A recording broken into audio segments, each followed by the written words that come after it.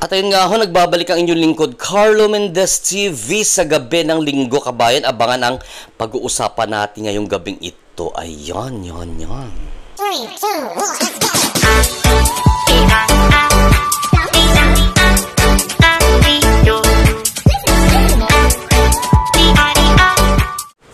At yun nga ho guys, bibigyan na natin ng konting reaction at sariling opinion itong nangyaring pagtulong ng Team Palaboy dito sa isang kabunsuan na nagngangalang si Mercy Sumabat. Ayan.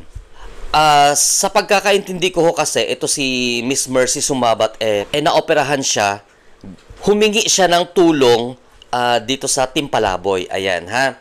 So, yun nga ho, yung mga nakaraang araw na guest ni Poknot na umakyat siya doon kay Poknot sa live ni Batang Pasaway. Ayan. So, umabot ata ng 23,000 mahigit ang binigay na tulong nung Team Palaboy. Ayan, no? Sa pamamagitan ni Poknot, dahil siya nga ang nanawagan, no, guys, about dito sa pangangailangan ni Miss Mercy Sumabat. Ayan. May ilang individual ho sa kabilang barangay na nag-react tungkol doon sa pagtulong at paglapit, no, ni Mercy Sumabat dito sa nasabing team sa Team Palaboy. So kung titingnan natin, wala namang masama guys, no? Kasi pag ang tao nangangailangan ho ng tulong, walang away-away yan. Kung tao naman siyang lumapit, no, doon sa Team Palaboy at humingi ng tulong, wala namang masama doon.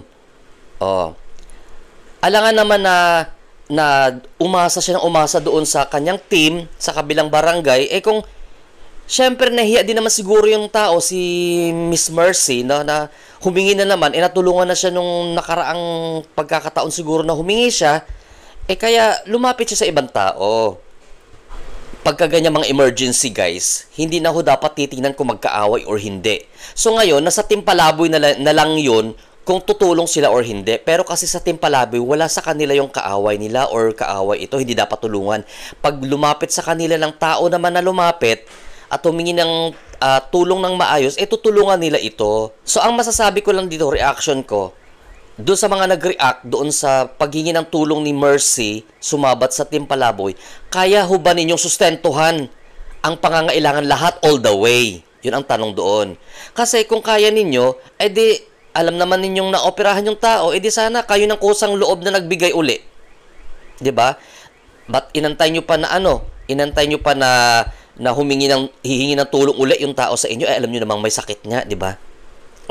So ngayon, kung hindi naman ninyo kayang sustentuhan yung kanya pangangailangan all the way, siguro hindi ninyo dapat gawing big deal yung paglapit nung tao doon sa Team Palaboy para humingi ng tulong, kasi decision niya ho yun, personal niya decision yun, at wala kayong kontratang pinanghahawakan na ang itong miyembro nito dito sa ating community at team, bawal lumapit sa kabilang community kapag ganitong nag-aaway-away.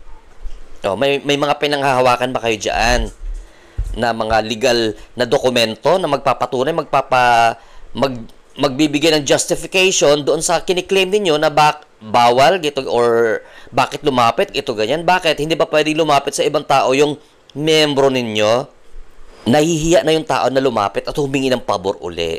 So naghahanap yung tao ng ibang alternative, ibang paraan. Siya na ang gumagawa ng paraan kasi unang-una hindi naman niya kayo kapamilya, nahihiya din yung tao. So syempre kung lalapit siya uli, yan yung sinasabi, hindi siya kasi oportunista. Hindi siya oportunista na tao na tinetake advantage niya yung mga kabaitan ninyo dyan sa kabila. Ayan. So, dapat yun ang inisip ninyo, no? Sa iba dyan, hindi naman lahat. Sa iba na nagre-react, dapat yun ang iniisip ninyo na siguro nahiya na siya. So, hayaan mo na siya kasi decision niya yun. Dapat ganun ang mentalidad ninyo kung talagang malawak ang mga pag-iisip ninyo. Kasi unang-una, hindi naman ninyo cargo yung tao di ba? So, bigyan niyo ng freedom yung bawat isa diyan kung saan nila gustong lumapit. Wala namang masama humingi ng tulong Yung sinasabi ninyo na na yung standing kasi ng bawat team, uunahin pa ba ng taong may sakit ang standing ng pag-aaway-away ng bawat team? Kung mamamatay na yung tao, uunahin pa nila yon? Iisipin pa nila una yon?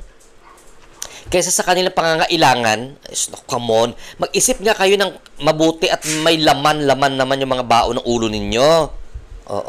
Uunahin pa bang isipin ni Miss Mercy yung awayan ng bawat team kaysa sa kanyang buhay? 'Di ba? Ganun lang ho yung kasimple. So ngayon, kung uulitin natin, kung gusto ninyong sa inyo lang dapat humingi at big deal sa inyo kasi yung awayan ng bawat team, no, na sumasama ang loob ninyo siguro na humingi siya or na-insulto kayo kasi lumapit yung isang tao na membro ninyo dito sa Team Palaboy, dapat inaalam ninyo from time to time kung anong pangangailangan niya, kung nagkasya ba yung itinulong ninyo or nagkasya ba yung hiningi niyang tulong sa inyo before. Dapat kayo na ang kumilos para wala siyang reason na lumapit sa iba. Pero pagdating naman sa paglapit sa iba, hindi nyo dapat kinokontrol yung mga tao dyan na miyembro ninyo. Kasi wala naman kayong mga legalities dyan, wala naman kayong mga legal na mga dokumentong hawak dyan para pagbawalan niyo ang bawat isa sa inyo dyan na miyembro na, bawal kayo makipagkaibigan dito. Bawal kayo makipagkaibigan doon sa kabila kasi kaaway natin. Bawal kayo humingi ng tulong doon kasi kaaway natin yung mga yan. Kung may mga ganyang legalities kayo, asan? 'Di ba? Uunahin pa ba ng tao na yung may sakit ang ganong thinking kaysa sa kanyang kalagayan sa buhay niya, 'di ba? Sus nako naman, Mariosep naman, Marimar. Yan ang tinatawag na pride. Masyado lang ma-pride yung mga taong nag-react. Wala akong sinasabi kung sino nag-react. Kung sino may nag-react, ma-pride ka masyado, ma-pride kayo masyado.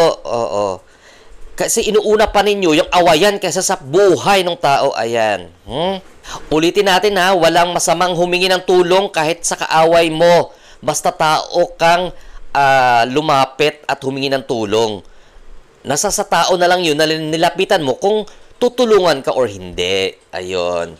Halimbawa, hindi tumulong yung Team Palaboy, karapatan din ng Team Palaboy yun. Kaso, hindi naman ganun kasi ang mentalidad ng Team Palaboy na porket kaaway nila na sa ibang team, hindi nila tutulungan, lumapit naman ng maayos.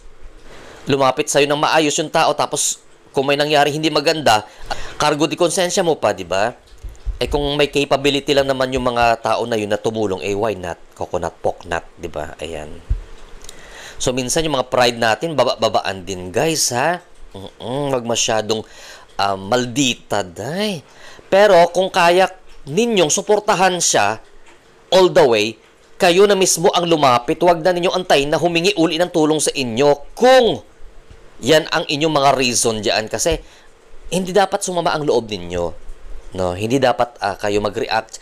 Hindi dapat ninyo unahin sa mga isip ninyo yung awayan, bangayan ng bawat team. Buhay na ng tao ay nakataya dyan. Kung wala na siyang pambili ng gamot niya, day. Wala na siyang pang-opera. Anong gagawin niya? Unahin pa niya kayo yung awayan ninyo dyan. Di pugat ang mga buang na ito, day. Charot. So ngayon, yan ang tinatawag na selfish.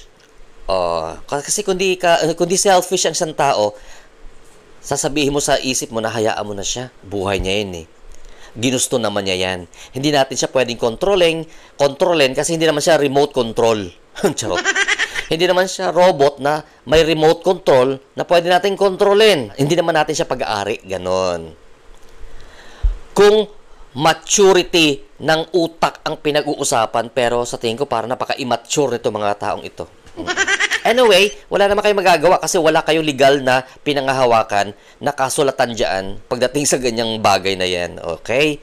So, gaya nga ng sabi ko, unless na kayo na lang ang kusang magbigay sa kanya ng tulong, sana kung may pakiramdam kayo, sabi naman niya sa interview ni Poknot sa kanya, wala naman daw siyang sinabi na hindi tumulong itong team na ito sa kanya. Binensyo pa nga niya yung mga tao na tumulong sa kanya.